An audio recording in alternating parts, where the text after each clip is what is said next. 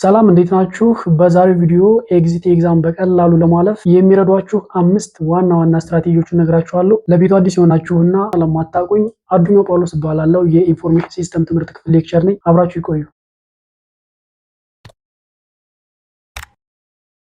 Welcome to your digital skill passport. ኦኬ የመጀመሪያው ስትራቴጂ ምንድነው? ዋና የሚባሉ ፖይንቶችን ቅድሚያ መስጠት። ይሄን ቪዲዮ እየሰራው ባለውበት ሰዓት አሁን ኤግዚት ኤግዛም አንድ ሳምንት ነው የሚቀረው። ሶ እናንተ ሞር አሪፍ ናቸው የምትሏቸውን ኪ ፖይንቶች ቅድሚያ በመስጠት ምናልባት የሆነ ኮርስ ሊሆን ይችላል በአብዛኛው ኤግዚት ኤግዛም ላይ ሊወጣ የሚችል የሆኑ ቶፒኮች አሉ፣ የሆኑ ፖይንቶች አሉ። ሶ እነዛ ላይ ብቻ ፎከስ ማድረግ ማለት ከመቶ አብዛኛ ፐርሰንት ጥያቄው ኢንክሉድ ያደርጋቸዋል ብላችሁ የሚጠብቋቸው ላይ ሞር ፎከስ ማድረግ ማለት ነው። ሶ ይሄ በቀላሉ ቱ ዘ ፖይንት አንብባችሁ ብዙ ስኮር ወይም ደግሞ ብዙ ፖይንቶችን እንድታመጡ ወይም እንድታገኙ ያደርጋቸዋል። በዚህ ሰዓት ማድረግ ያለባችሁ ሁለተኛው ነገር ምንድነው? ሾርት ኖቶችን ሪቪው ማድረግ።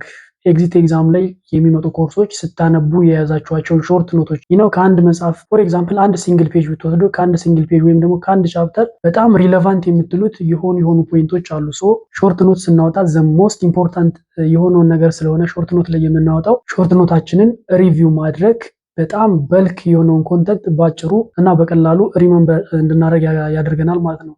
ሾርት ኖቶችን ሪቪው ስናደርግ በጣም ኢንፎርሜሽን ኦቨርሎድ ወይም ደግሞ በጣም ሃይ የሆነ ኢንፎርሜሽን ጫና እንዳይኖርብን ቱ ዘ ፖይንት ብቻ በጣም ወሳኝና ጠቃሚ የሆኑ ነገሮች ላይ ብቻ ፎከስ እንድናደርግ ያገለግለናል ማለት ነው። ሶ የያዝናቸውን ሾርት ኖቶች የያዝናቸውን ጠቃሚ መረጃዎች በ11ኛው ሰዓት ላይ ሪቪው ማድረግ አሪፍ ውጤት ለማምጣት ወይም ደግሞ የተሻለ ፖይንት የተሻሉ ጥያቄዎችን አንሰር ለማድረግ አንደኛው ስትራቴጂ ነው ማለት ነው። ሌላኛውና በጣም የምወደው ስትራቴጂ ምንድነው? የተለያዩ ኤግዛሞችን ከዚህ በፊት በዲፓርትመንት ሌቭል ሊሆን ይችላል፣ በግቢ ሌቭል ሊሆን ይችላል፣ ሞክ ኤግዛሞች ኤኒሃው ከእናንተ ዲፓርትመንት ላይ የመጡ የተለያዩ ጥያቄዎችን በግሩፕም እንዲሁም በኢንዲቪጁዋሊም ጥያቄዎችን መስራት ኢንዲቪጁዋሊ ስትሰሩ የራሳችሁ የሆነ ታይም አለ። ሶ ጥያቄዎችን ስትሰሩ በዛ ውስጥ ያሉ ኦልተርኔቲቮች የተለያዩ ነገሮችን ሪቪው እንድታደርጉ ያላወቃችሁት ካለ ሪፈር እንድታደርጉ ለዛ ነገር ስለሚጠቅሙ የተለያዩ ጥያቄዎችን መስራት ከምንም በላይ በጣም አስፈላጊ ነው። በጥያቄ መልኩ የተሰራ ነገር ኢዚሊ ሚሞሬብል ነው ማለት በቀላሉ ይስታወሳል። ጥያቄ ስንሰራ ግን ኤቢሲዲ ምናምን የሚለውን ነገር ሳይሆን እያንዳንዷን ኦልተርኔቲቭ ሪዝኔብል በሆነ መንገድ አናላይዝ በማድረግ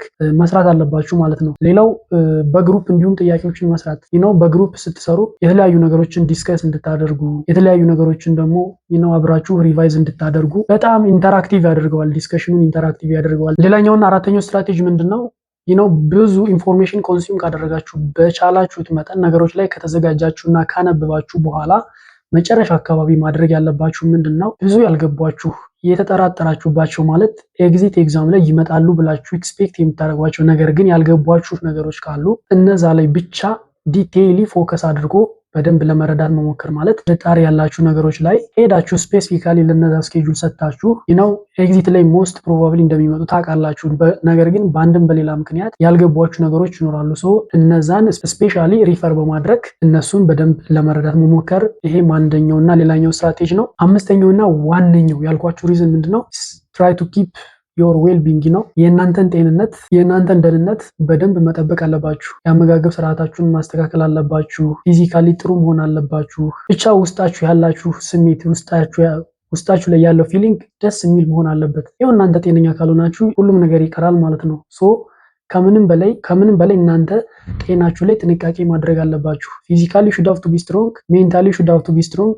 ፈተና ማለት እንደሌላ እንደከባድ ትልቅ ነገር አድርጋችሁ ኮንሲደር ማድረግ ሳይሆን ኮንሲደር አዝ ኢት ኢዝ ዋን ኦፍ ፓርት ኦፍ ዮር ላይፍ አንዱ የህይወት አካል ነው ብላችሁ ኮንሲደር ማድረግ ውስጣችሁን ያለውን ድንጋጤ ውስጣችሁን ያለውን ፍርሃት ማስወገድ። ሰው ውስጣችሁ ላይ ኮንፊደንስ ሊኖር ይገባል። ኮንፊደንስ የሌለ ሰው ብዙ ጊዜ ጥያቄውን ብታውቁትም ብዙ ያነበባችሁት ነገር ብዙ ኮንሱም ያደረጋችሁት ነገር ቢኖርም if you have lost your confidence you are unable to do anything። ኮንፊደንስ የመጀመሪያው ነው። so you should have to keep your health as well as you should have to be confident before you are just sitting for the exam ላይ ከመቀመጣችሁ በፊት ጤንነታችሁን እርግጠኛ መሆን አለባችሁ። እስከዛም ድረስ ጤንነታችሁን መጠበቅ አለባችሁ። ፕላስ ኮንፊደንሻሊ ወደ ፈተና መግባት አለባችሁ። በኮንፊደንስ መግባት የሚጠቅመው ለምንድነው? እያወቃችሁት የምትወድቁት ነገር አይኖርም። ቴንሽን አትሆኑም፣ ሜንታሊ ስትረስ አትሆኑም። ሶ አትሊስት የምታውቁትን ነገር በስነ ስርዓት ሰርታችሁ ትወጣላችሁ ማለት ነው። ኦኬ የነገርኳችሁ ስትራቴጂዎች እንደሚጠቅሟችሁ ተስፋ አደርጋለሁ። ፈተናችሁ ውጤታማ እንዲሆን እመኝላችኋለሁ። እስካሁን ድረስ አብራችሁ ከቆያችሁና ቪዲዮ ጠቃሚ ነው ብላችሁ ካሰባችሁ ሰብስክራይብ፣ ላይክ እና ሼር እያደረጋችሁ ቤተሰቡን እንዲሁም ሀሳብ አስተያየት ካላችሁ ኮሜንት ላይ ጻፉልኝ። ይመቻችሁ።